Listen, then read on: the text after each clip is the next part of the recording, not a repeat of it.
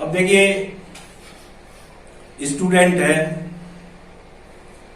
तो मैंने जैसे बताया कि बाली बाल शब्द से बना है, लड़का है, बच्चा है, नहीं समझ पा रहा कि हमारा समय कितना कीमती है और वो पढ़ने की बजाय इधर उधर की बातों में अपना समय गुजार देता है। और जब समय उसका इधर उधर गुजर जाता है तब उसका इम्तिहान आता है, माने कि तब बाली आता है, उसको परेशान करता है, वो तैयारी नहीं कर पाता, उसको टेंशन पैदा हो जाती है और सोचता है कि कैसे इस इम्तिहान को फेस करूं। तो देखिए, याद रखिएगा, उस समय पर भी हमारा साहस, हमारा धैर्य, हमारी एकाग्रता, हमारा ध्यान, ये सभी कार्य करते हैं। उस समय पर हम तरह तरह से अपने इष्ट को याद करते हैं और इष्ट आपको प्रेरणा देता है और उस प्रेरणा के माध्यम से हम सफल हो जाते हैं। फिर जैसे हम कोर्स पढ़ते हैं तो कोर्स पढ़ने में भी हमारी भिड़ंत होती है, भिरे उभौ बाली अति तरजा। और जब वो स्टूडेंट उस कोर्स से भिड़ जाता है, सदविचार की वजह से भिड़ जाता है, तो बार बार ये मन में विचार आते हैं कि आखिर इस कोर्स को कैसे कंट्रोल कर पाऊं, इसे तैयार करूं कि इसे तैयार करूं, ऐसे करूं कि ऐसे करूं। और इस तरह से वो बार बार जो समस्या है वो हमारे सामने गर्जना करती है और ऐसे ऐसे हम पर प्रहार करती है, मुठिका मार महाधुन गर्जा, और बार बार हम पर ऐसे प्रहार करती है और ऐसी गर्जना करती है कि हमको मालूम पड़ती है कि जैसे हमको बिल्कुल नष्ट ही कर देगी, क्या कुछ करने ही नहीं देगी। लेकिन ऐसी बात नहीं है। और उस समय पर देखिए, अब यहां दो बातें उपस्थित होती हैं, या तो आप समझ करके भिड़े रहें, या फिर उस सुग्रीव की क्या स्थिति होती है ये मैं आपको फिर बताता हूं, जो कि हम स्वयं हैं। तब सुग्रीव विकल हुए भागा, मुष्ट प्रहार वज्र सम लागा।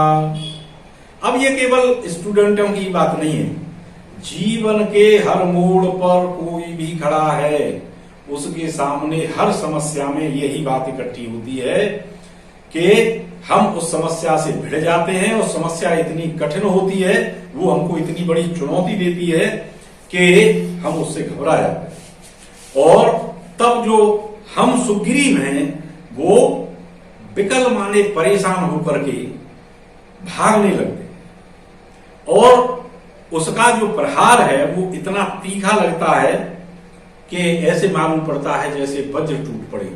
आप देखते होंगे, कभी हम कोई समस्या या कोई प्लानिंग कर लेते हैं, उसकी तरफ बढ़ते हैं, प्लानिंग फेल हो जाती है, तो हमारा किया हुआ सब फेल हो जाता है। उस समय पर हमारी बड़ी दयनीय स्थिति हो जाती है। लेकिन यहां घबराने की कोई बात नहीं है। सुग्रीव, और यहां ये प्रसंग हमने इसीलिए लिया है कि सुग्रीव फिर यहां सफल होता है, क्योंकि सुग्रीव विकल होकर के भाग रहा है, उस समस्या को छोड़ करके भाग रहा है, उसकी प्लानिंग सब खराब हो गई है, भिड़ने के बाद भी वो अपने को परेशान महसूस कर रहा है और उसकी जो मार पड़ रही है, कहीं मान लीजिए हम कोई उद्योग करना चाहते हैं तो उद्योग करने में मान लीजिए हमको पैसा उपलब्ध नहीं हो पा रहा, या हमारा पैसा डूब गया है, या हमारी सर्विस छूट गई है, या हमको सर्विस लेनी है, तो उस समय पर हम विकल होकर के इधर उधर भागते हैं। ठीक है, और ऐसा मालूम पड़ता है कि अब हमारा दुनिया में कोई नहीं है। वो वज्र के समान हमको समस्या मालूम पड़ने लगती है, बहुत ही कठोर समस्या मालूम पड़ने लगती है। तो तब फिर आपका इष्ट, आपका ध्यान, फिर जो आपका परमात्मा है, जो आपके सद्विचार हैं, वो फिर आपको प्रेरणा देंगे और आपका स्पर्श करेंगे आपके सहयोगियों के माध्यम से, और वो कहेंगे कि कर पर सासो ग्रीव शरीरा, कर पर सासो ग्रीव शरीरा, तनुभा पुलिस गई सब पीरा। फिर उनके स्पर्श से वो सारा जो कठिन समस्या आपको जो मालूम हुई है, जिससे आप विकल हुए हैं, जो आप पर चोट पड़ी है, वो सब दुख दर्द आपका दूर हो जाता है सद्विचारों से, आपके साहस से, आपकी एकाग्रता से, आपके ध्यान से, आपके इष्ट से।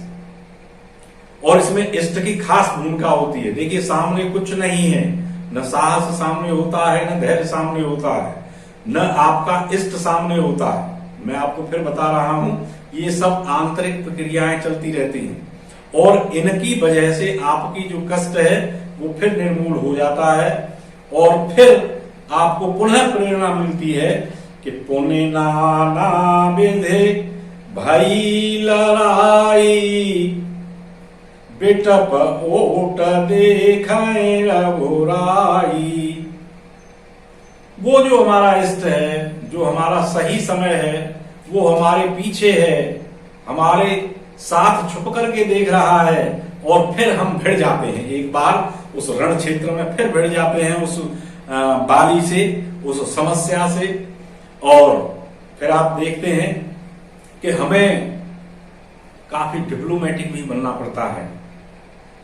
तो यहां कहते हैं कि बहु छल बल सो ग्रीव कर, हिय हारा भय मान, मारा बाले राम तब हृदय माझ सरतान।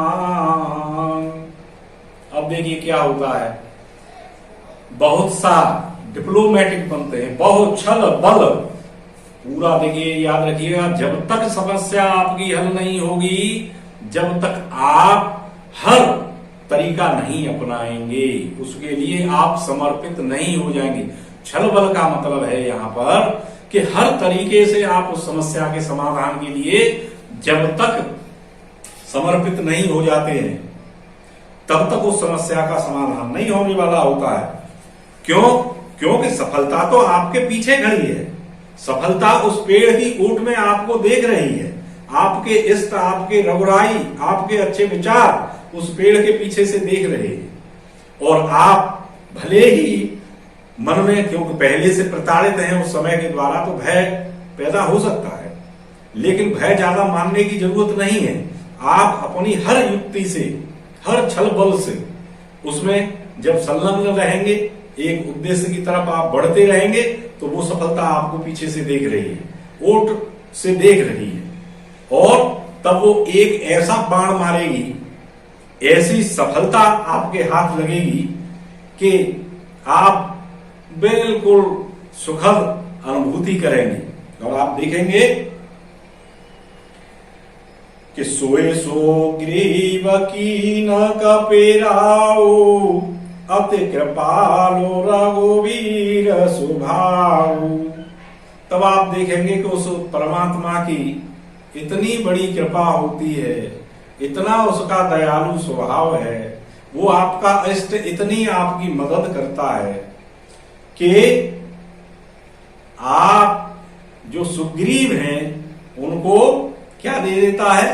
राजा बना देता है, ऐश्वर्य दे देता है, सब सुख दे देता है, सब भौतिक सुख संसाधन दे देता है, जो आप चाहते हैं वो सब मिल जाता है। तो आप समझ गए होंगे कि बाली को रघुवीर ने, भगवान राम ने छुप करके क्यों मारा था? क्योंकि कभी भी आपका इष्ट, आपका परमात्मा जो आपकी सहायता कर रहा है, वो सामने से वार नहीं करता। युद्ध आपको ही करना पड़ेगा, कार्य आपको ही करना पड़ेगा, बिना आपके किए कोई कार्य सिद्ध नहीं होता है। बैठे बैठे कोई घर में आकर के आपको नहीं दे जाएगा। ऐसा नहीं है कि आप भगवान का भजन करें कि हे भगवान हमको ये अमुक चीज दे दीजिए, तो उसके लिए प्रयास आपको ही करना पड़ेगा। मदद उसकी जरूर मिलेगी आपको, लेकिन प्रयास आपको ही करना पड़ेगा। ये इस प्रेरक प्रसंग से हमको बात मिलती है। और अब आप समझ गए होंगे कि भगवान राम ने या रघुवीर ने क्यों छुपकर बाण मारा था बाली के। और मैं समझता हूं कि ये हमारी जो प्रतीकात्मक कथा है, इसे आप अपने जीवन में उतार करके सफलता का मुख चूमेंगे और मेरे ख्याल से प्रसन्न होंगे। सभी सुखी रहें। धन्यवाद।